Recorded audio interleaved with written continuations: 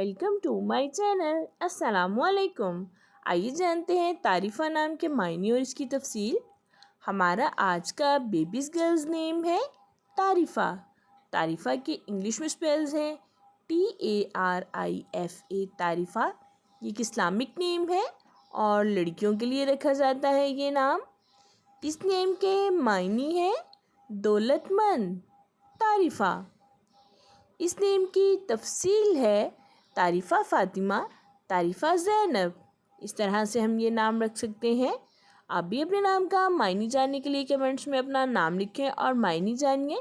And अपने नाम की स्पेशल वीडियो बनवाने के लिए भी आप मेरे कमेंट बॉक्स में अपना नाम कमेंट कर सकते हैं।